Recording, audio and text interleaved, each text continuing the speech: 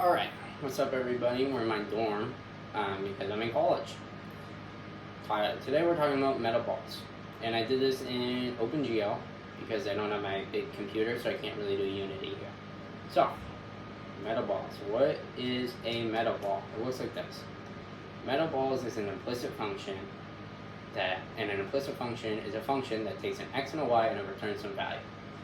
Because of this property of implicit functions being so simplistic, they are embarrassingly parallel and very fast when ran with compute shaders that run per pixel of a texture.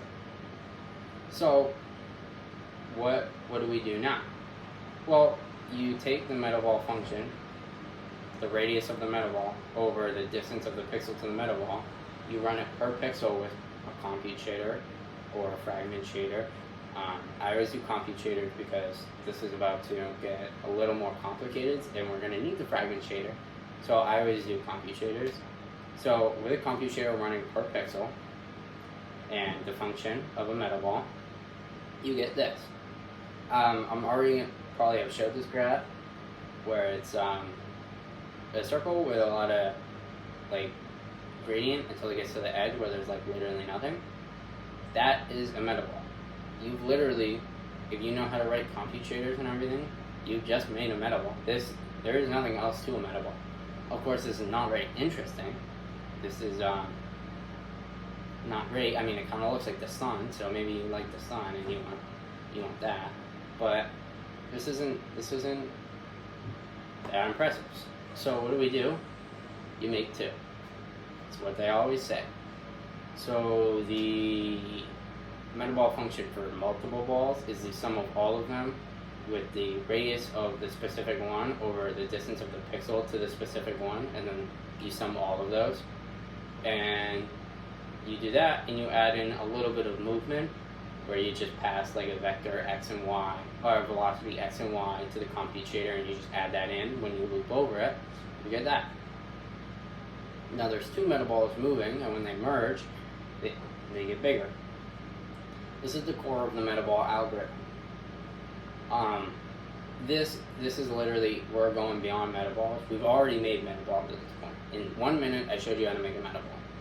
So we're already done here. The only thing we have to do now is, like, if we want to make it cool, is we have to redefine our implicit function to be, instead of like smooth, it needs to be hard.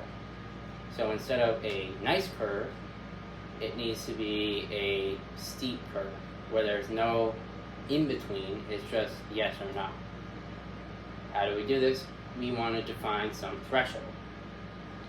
This threshold will be used with our metaball function, and it will just evaluate the output of our metaball function to determine if it's above or below the threshold. So once we do this, we get this. And this works obviously because at a certain point it's above, and we consider that inside the metaball, and at a certain point it's below, and we consider that outside the metaball. So once we do that, we get really smooth, filled-in metaballs. However, a lot of the time you see metaballs, there'll be actually outlined edges. This is this implementation kind of looks cool, so I wanted to do this implementation instead. But to start with that, we start with filled in, and then we can move into edge detection, which is where the fragment shader comes in. And if you just write like a simple edge detection fragment shader,